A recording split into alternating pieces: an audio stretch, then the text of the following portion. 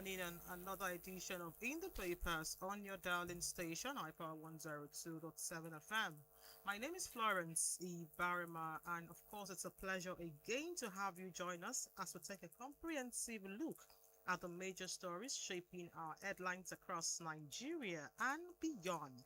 As you all know, every day the newspaper captures the events that shapes our nation, from politics to governance to business to security, education, health, sport, and other human interest stories.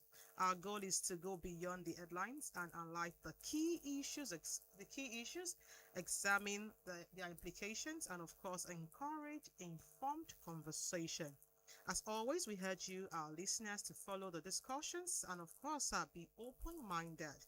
Verify information from credible sources and remember that every headline has an impact on humanity, individuals, community, and the nation at large.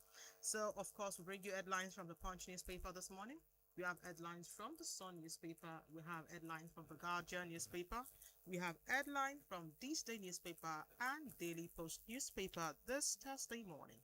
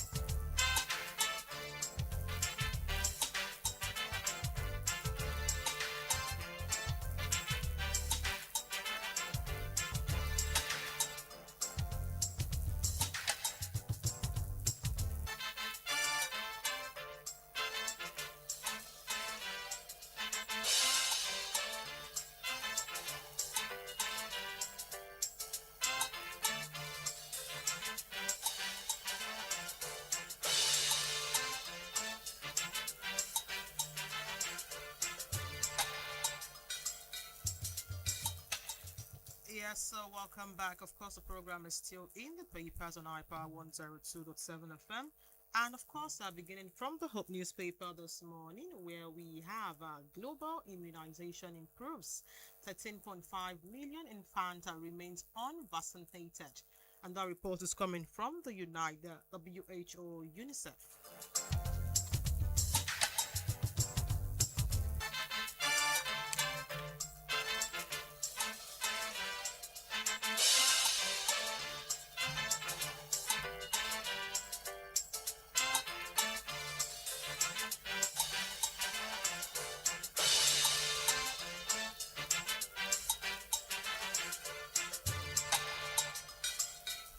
Yes, still taking headlines. We have this coming to you from the Hope newspaper this morning, where we have Nigeria ends South African evacuation with final airlift of 308 returnees. Still on the pages of the Hope newspaper this morning, where we have how security pressure forced or your kidnappers to free pupils, teachers, and that report is coming from the ex-DSS chief.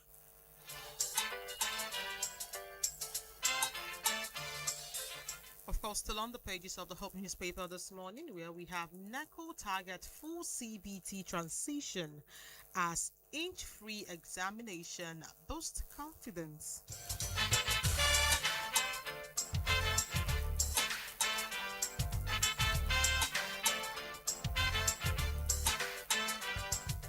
Away from the open now to the Punch, where we have EFCC releases activists Randy Peter and Mama P.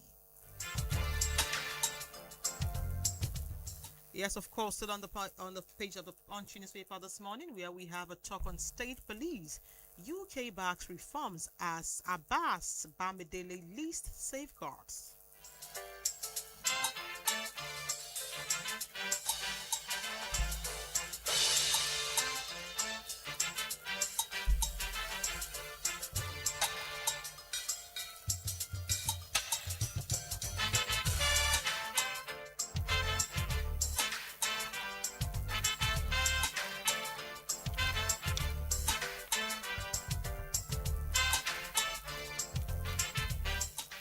Yes, still on the pages of the Punch newspaper this morning, where we have fake agency scandal.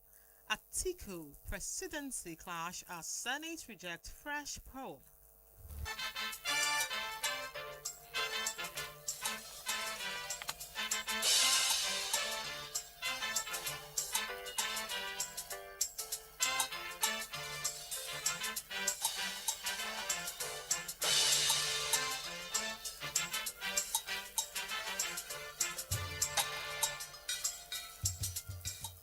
Yes, away from the Punch and now to the Sun newspaper, where we have a talk on Orire.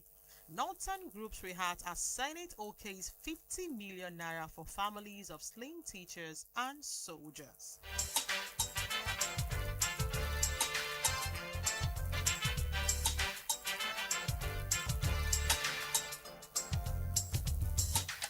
We are still on the pages of the Sun newspaper this morning, where we have INEC partners names for transparent election and clean voters register.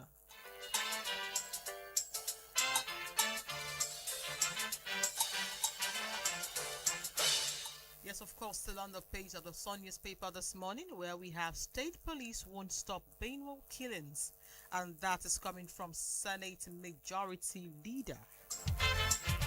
Senate Minority Leader.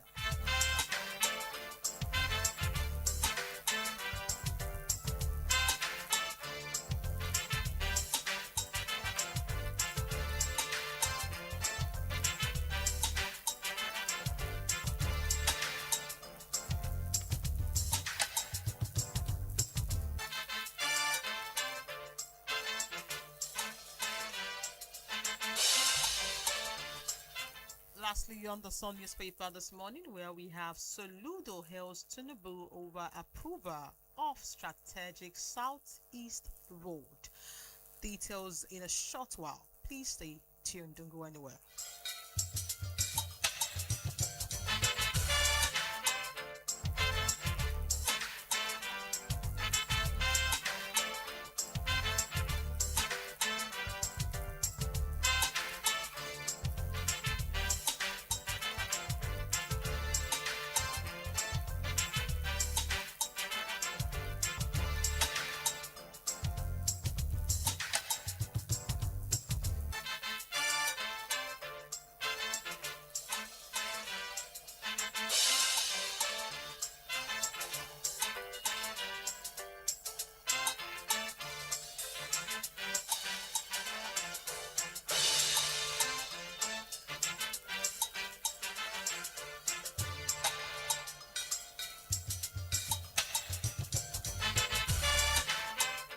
Yes, so glad to have you back. The program is still in the papers on iPower 102.7 FM.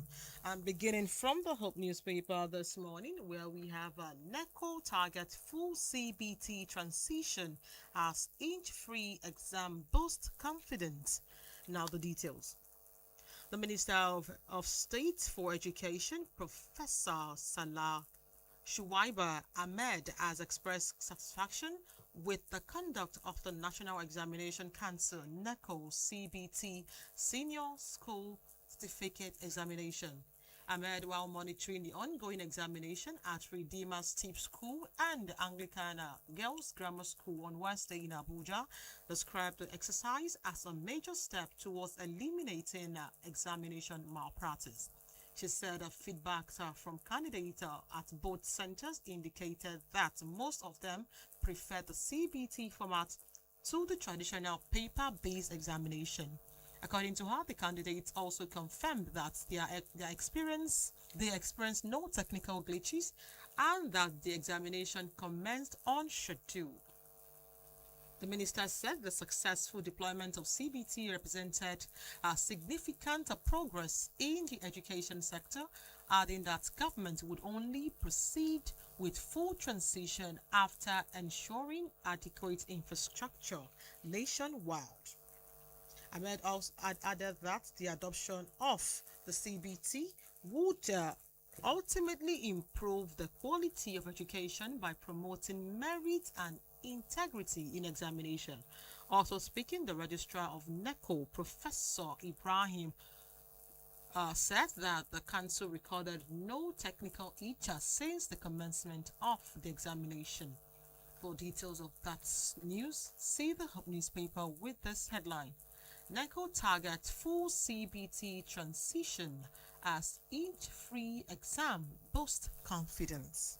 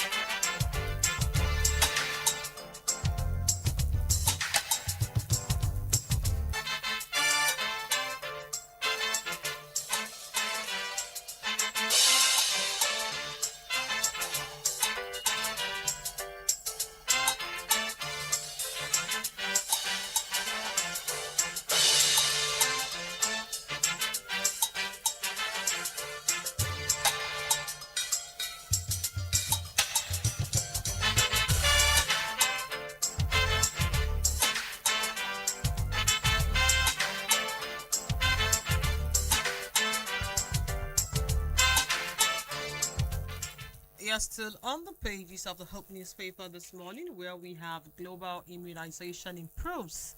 13.5 million infants remains unvaccinated, and that report is coming from WHO and UNICEF. Now the details. Global childhood immunization coverage recorded modest progress in 2025, with 90% of infants receiving at least one dose of the vaccine. The World Health Organization, WHO, and the United Nations Children's Fund, UNICEF, disclosed this in a statement on Wednesday, highlighting continued gain in routine childhood vaccination worldwide. The agency said that 85% of infants, representing about 110 million children, completed and recommended 3-dose DTP series, and a 1% point increase from 2024. In spite of the improvement, global vaccination coverage remains 1% point below pre-pandemic 2019 level, highlighting slow progress after years of recovery.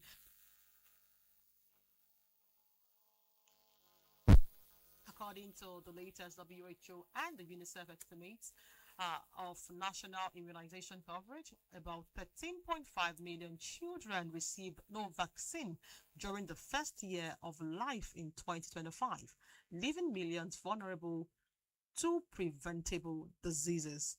The agency said the number of zero-dose children declined by nearly 750,000 from the previous year, but warned that many children still fail to complete recommended vaccination schedule. The report estimated that 7.3 million infants received their first DTP, those dropped out before receiving their first measles vaccine, increasing their risk of infection from vaccine-preventable diseases. It said measles vaccination coverage remains below the 95% threshold required to prevent outbreak, with 84% of the children receiving the first dose and 77% receiving the second dose. If that story aligns with your interest, it is on the pages of the Hope newspaper with this headline. Global immunization improves. 13.5 million infants remains unvaccinated. And that report is coming from WHO and UNICEF.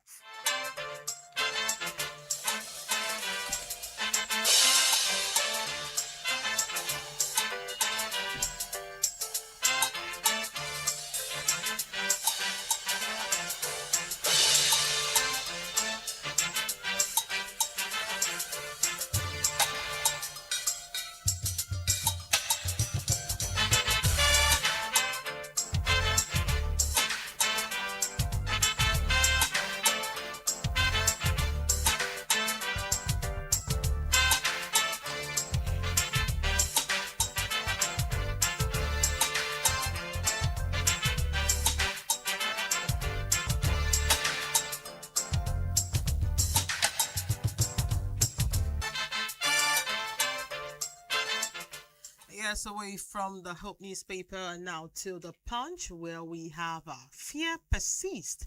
All your teachers lament lack of security after pupils rescue.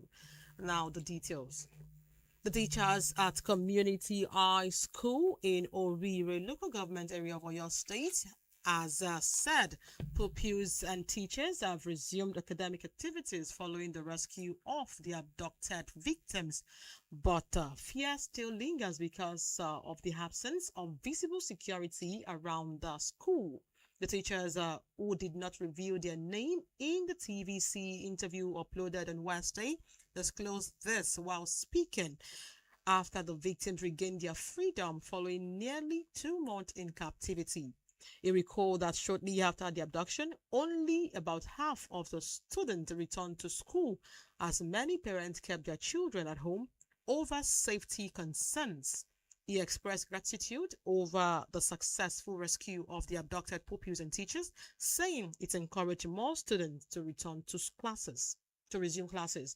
According to him, the return of the rescued victims has helped restore some confidence among parents and pupils. The teacher said the school has since recorded improved attendance, adding that academic activities, including examination, had resumed.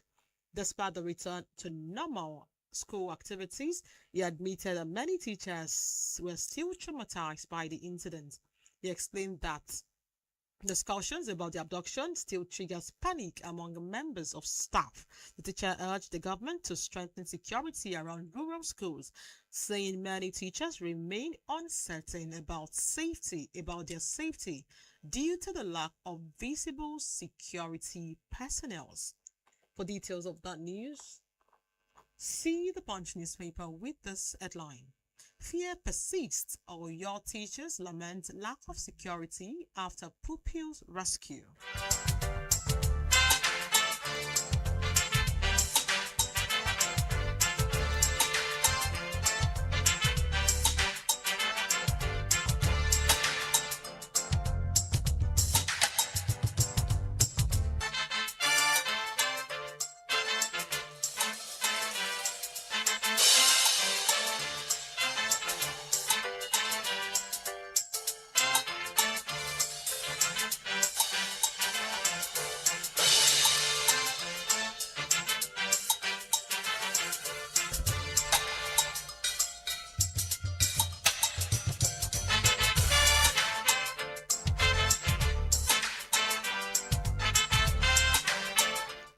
Yes, still on the pages of the Punch newspaper this morning, where we have Tinubu intentionally rebuilding Southeast, and that report is coming from Soludo. Now the details. Anambra State Governor Professor Chukwuma Soludo has said President Bola Tinubu is deliberately driving the reconstruction of the Southeast through crucial infrastructure projects. The governor described the president's latest approval of 2 major federal roads as a historic milestone for the region. In a post on his X handle on Thursday, Soludo expressed excitement over the federal government's approval of the design and procurement of the Otucha Ama Abaji Road, linking Anambra to Kogi State, and the Oba Inewi Uga Uhugbe Road, connecting Anambra and Imo to the Enugu Port Harcourt Expressway. According to the governor, the project underscored Tinubu's commitment to rebuilding the Southeast and addressing decades-long infrastructural deficits. He also noted that several unprecedented foundational infrastructural rebirths were already underway in the region, adding that the latest approval further reinforced the administration's commitment to regional development. The governor disclosed that he met with Tinubu on July 1, after which the Minister of Works, David Umahi, requested details of the road project they had discussed. Soludo explained that he submitted the details of the 2 roads on July 3 and received confirmation on Tuesday that the president had approved both projects for design and procurement. Describing the road as transformative, the governor said it would significantly improve connectivity across the southeast, south-south, and the north-central region. For details of that news, see the Punch newspaper with this headline. Tinubu intentionally rebuilding southeast, and the report is coming from Soludo.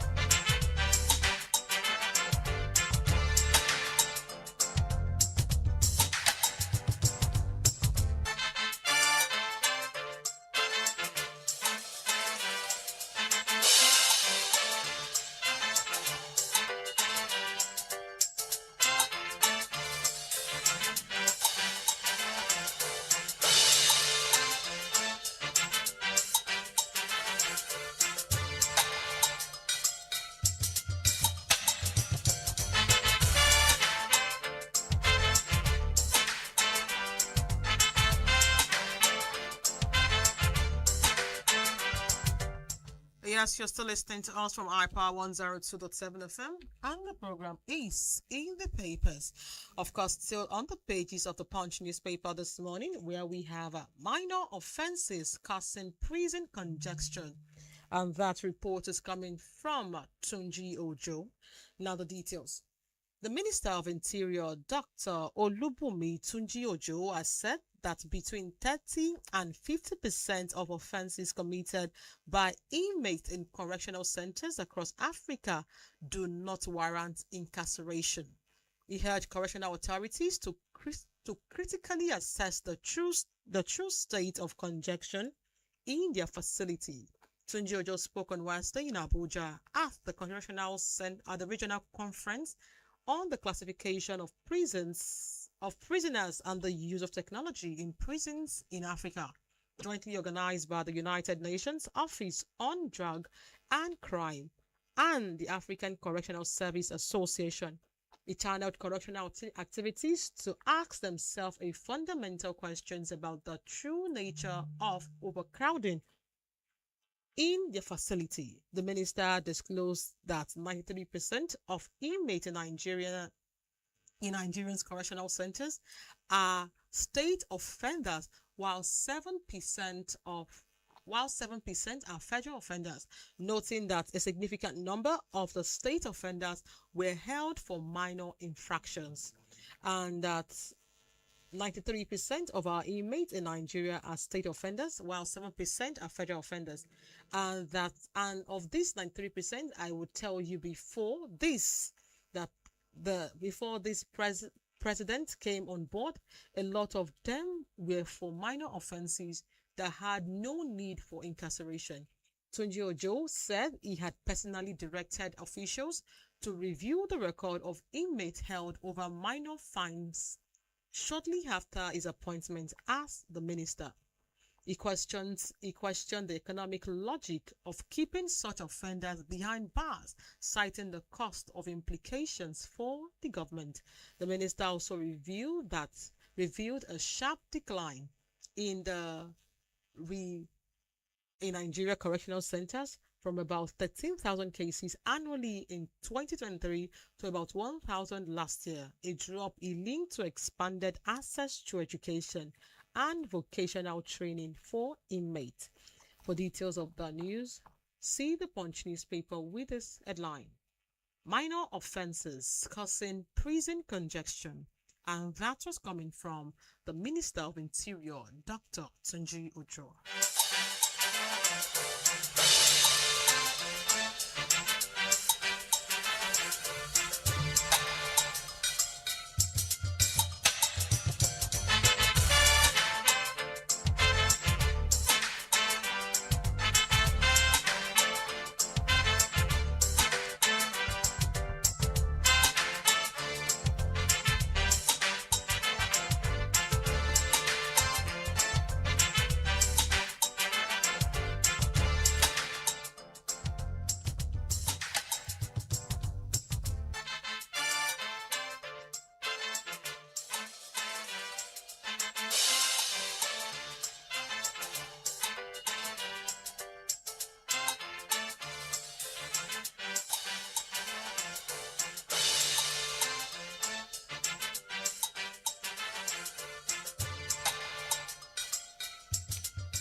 Away from the Punch newspaper now, and now to the Sun newspaper, where we have state police won't stop Benue killings, and that is coming from the Senate Minority Leader.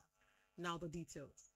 Senate Minority Leader Abba Moro has declared that the creation of state police would not, on its own, end the recurring killings in Benue State, insisting that many state governments lack the financial capacity to fund existing local security outfits, let alone establish and maintain state police. This is as a lawmaker urged the Inspector General of Police, IGP, the Chief of Army Staff, and other relevant security agencies to immediately deploy a heavy security presence to the Apache Ugboju and Otoko Nobi, Ondo Ugboju, and surrounding community to restore normalcy, protect life, and prevent further attacks. They also mandated the IGP to conduct a thorough investigation into the attacks, track down the perpetrators, and ensure that they are brought to justice to serve as a deterrent to others.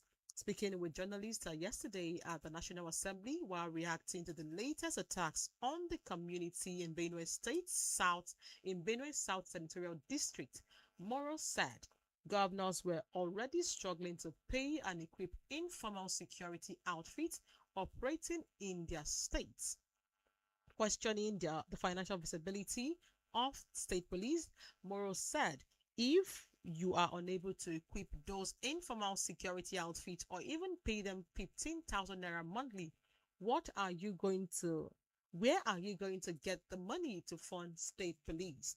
He also expressed concerns that state police could be abused for political purposes, like some state independent electoral commissions. The Senate Minority Leader spoke against the backdrop of fresh attack on several communities in Benue South, which he described as unprovoked and evidence of worsening insecurity in the state. For details of that news, see the Sun newspaper this morning with this headline: State police won't stop Benue killings, and that was coming from the Senate Minority Leader.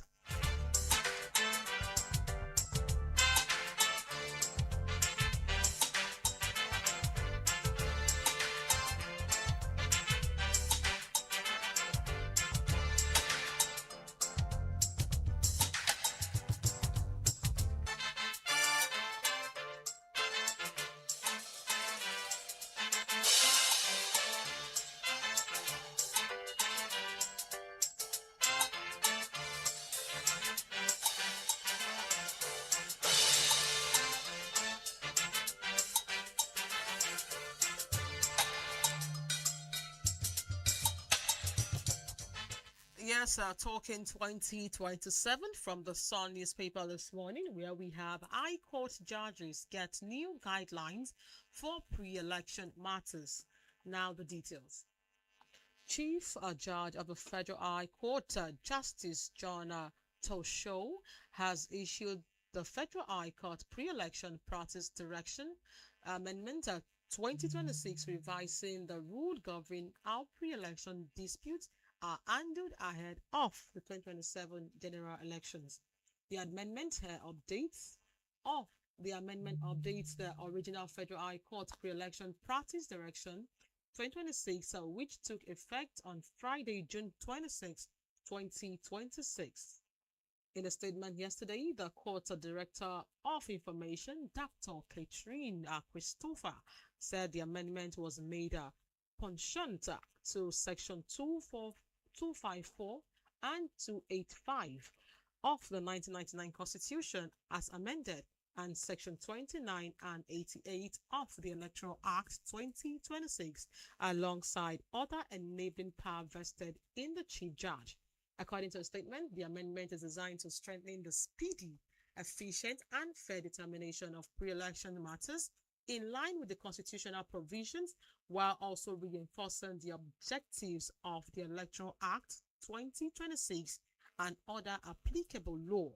The court urges lawyers to familiarize themselves with the new rule to ensure swift adjudication of political cases likely to arise from the 2027 general elections.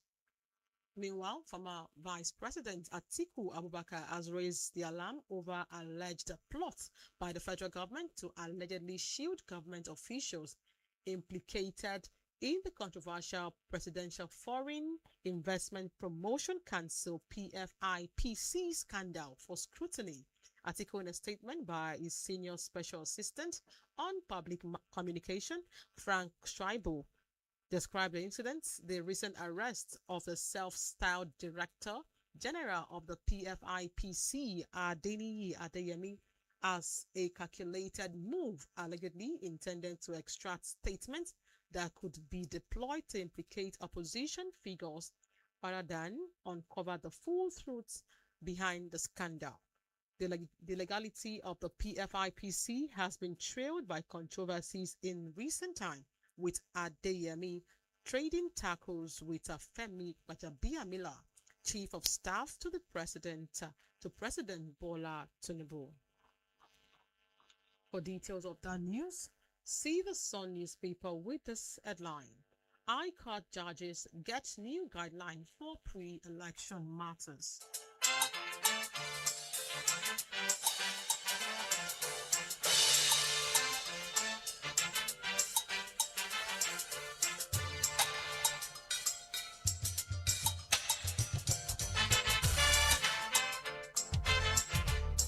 We are still on the pages of the Sun newspaper this morning talking Orire. The Northern Group reacts as Senate okays 50 million naira for families of slain teachers and soldiers. Now the details. The Senate has approved a 50 million naira support packages for the families of 2 teachers murdered by abductors and 3 security personnel who lost their lives during the rescue operation that secured the release of pupils and teachers kidnapped from the school in Orire local government, Oyo State. Senate President Godswill Akpabio announced the donation during plenary yesterday, saying each of the 5 bereaved families would receive 10 million naira in recognition of the sacrifice made by the deceased. The beneficiaries of the family of the slain mathematics teacher, Mr. Michael Oyedokun, the English teacher, Deacon John Olaleye, Lieutenant F.A. Isaac, Private Silas Musa, and Sergeant Abena John, who died during last week's rescue operation. Senate had on Tuesday commended President Bola Tinubu and the nation's security agencies for the successful release of the abducted pupils and teachers. Akpabio also praised the Chief of Army Staff, the Director General of the Department of State Service, DSS, and the Inspector General of Police, the Minister of Defense, and President Tinubu in their capacity as the Commander-in-Chief of the Armed Forces for ensuring the success of the operation. He noted that although the victims were rescued alive, the operation came at a painful cost with the loss of 5 lives. He explained that each family would receive 10 million naira to support the children and other dependents left behind by the deceased.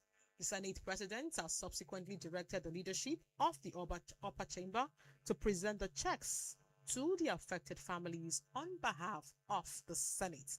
He expressed hopes that although symbolic, the financial support would provide some relief to the grieving families and demonstrate the Senate's appreciation for the ultimate sacrifice made by the fallen teachers and security personnel.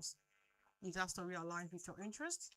It is on the pages of the Sun newspaper this morning with this headline: Northern Groups react as Senate okays 50 million naira for families of slain teachers and soldiers.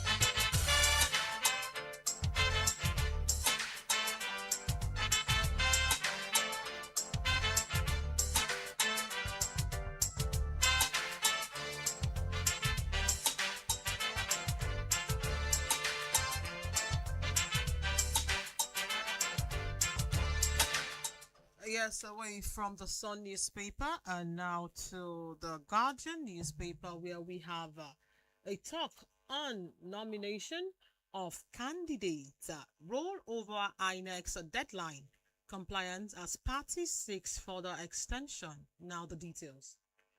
As the deadline for the submission of candidates for the next year's general election expires yesterday, political parties made conflicting claims over compliance with the Independent National Electoral Commission (INEC) nomination timetable amid requests for an extension, court cases over candidate nomination, and a denial of reports that some parties failed to meet the deadline.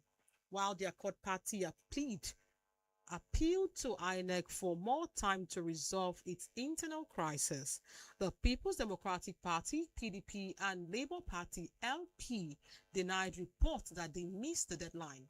The All Progressive Congress (APC) meanwhile rejected allegations that it was using the court and the INEC to undermine opposition parties. The deadline also coincided with the Federal High Court's assurance of amendment practice directions that to expedite the determination of pre-election cases. An Accord Party chieftain who pleaded anonymity told The Guardian that the extension would allow its presidential candidate Gbenga Olawepo to conclude his court cases with the party leadership.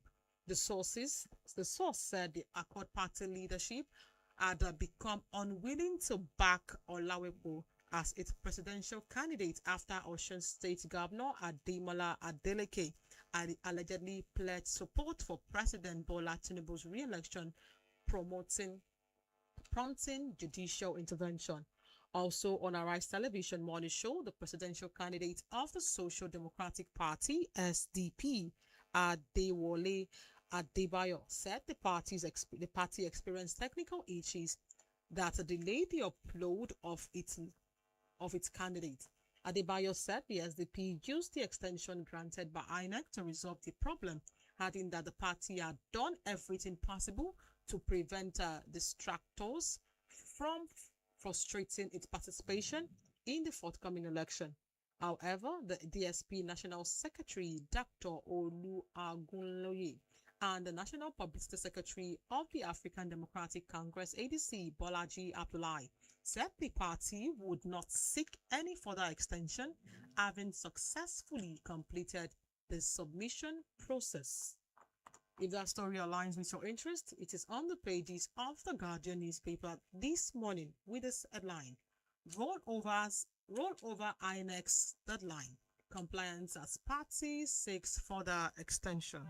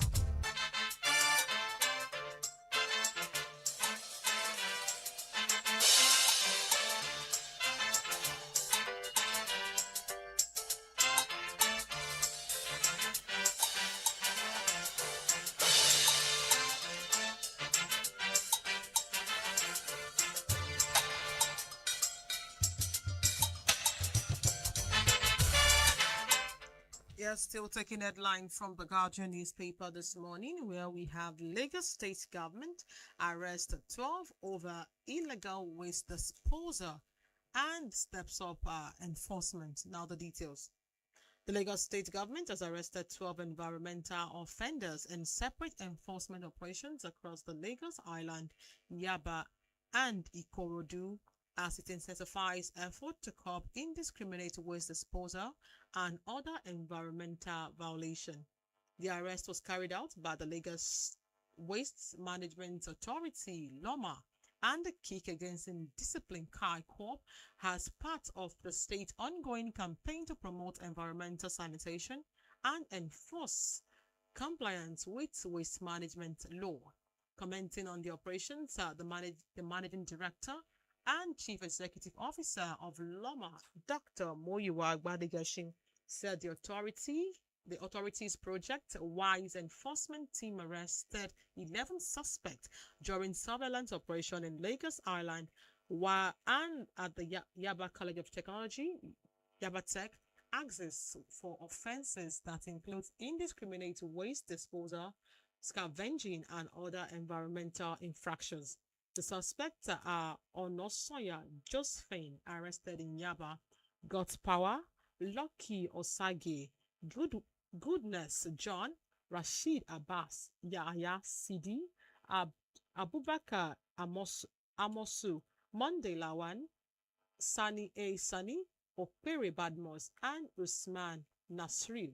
Madigashin said the suspects have been taken into custody and will be prosecuted in accordance with the environmental law of the state.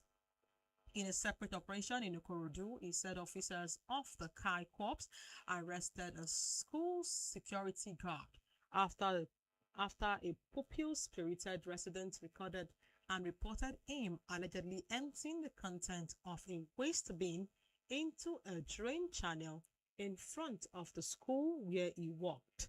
The suspect, identified as Mr. John Ehireme, has also been taken into custody and will face prosecution under the relevant environmental law of the state. Madigashin commended the residents whose vigilance led to the arrest, describing their action as an example of an active public participation needed to achieve a cleaner and more sustainable Lagos. The Loma boss described the indiscriminate dumping of waste in drainage channels, road medians, sidewalks, and other unauthorized locations as unacceptable, noting that such practices obstruct drainage system, increase the risk of flooding, degrade the environment, and pose serious threats to public health.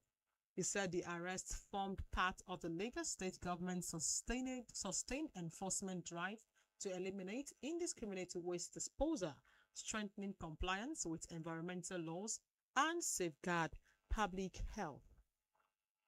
For details of that news, see the Guardian newspaper with this headline: The Lagos state government arrested 12 over illegal waste disposal and sets up enforcement.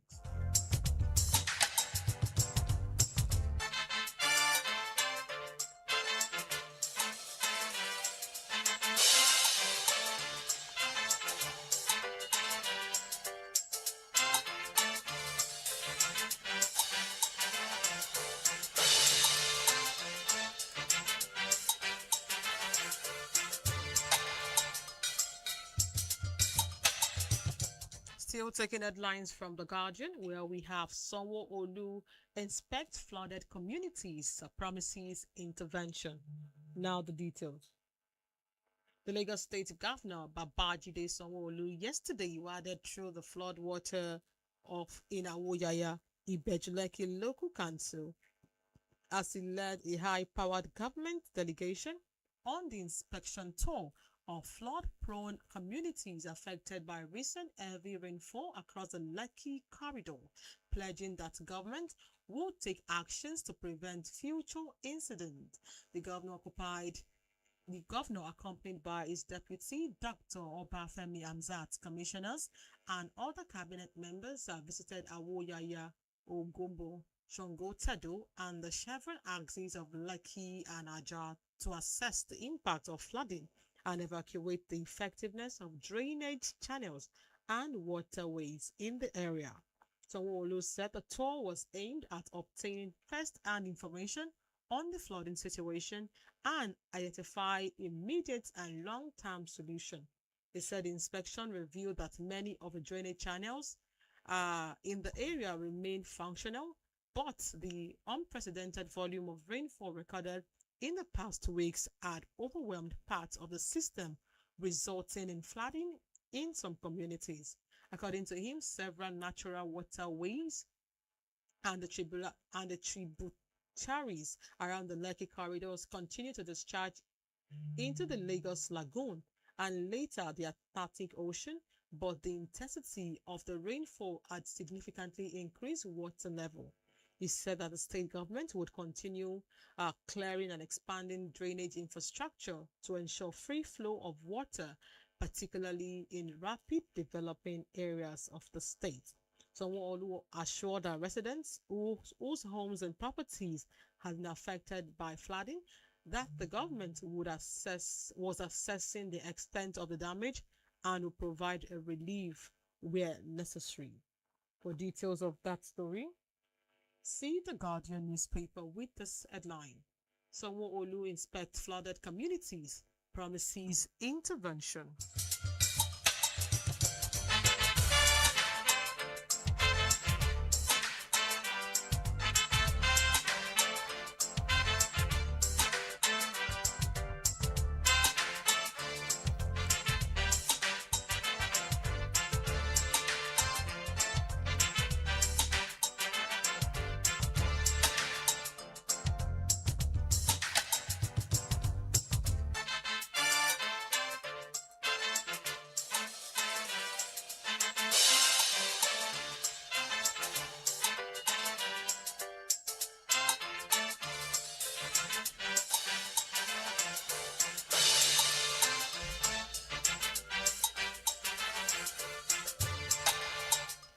We are still taking headlines, and lastly from The Guardian, where we have again Senate rejects PFIPC probe as Atiku slams FG over 6.44 billion naira World Cup budget.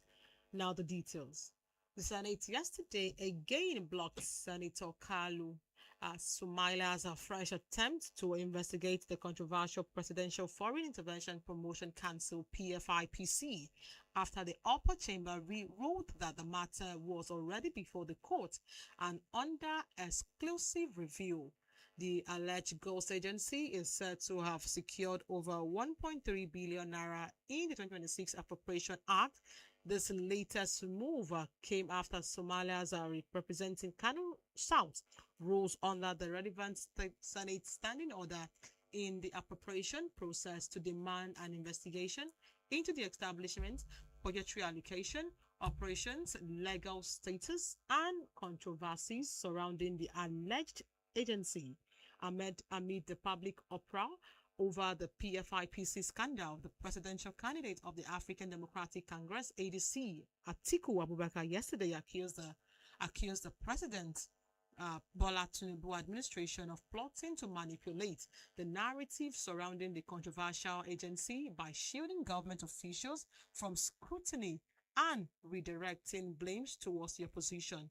In a statement by Special Assistant on Public Communication, Frank Shaibu, Atiku described the recent arrest of the self-styled Director General of the PFIPC, Adeniyi Adeyemi, as a calculated move to extract statements that will be deployed to implicate opposition figures instead of uncovering the full truth behind the scandal. For details of the news, see the Guardian newspaper with this headline. Again, Senate rejects PFIPC probe as Atiku slams federal government over the 6.44 billion naira World Cup budget.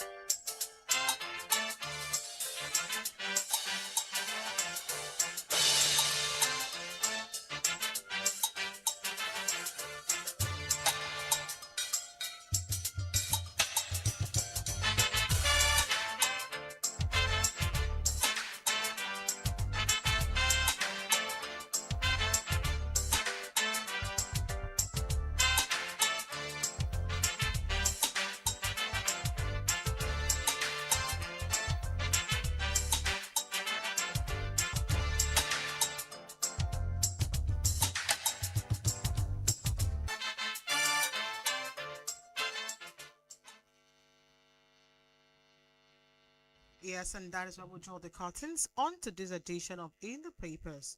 Remember, every headline is more than just a news.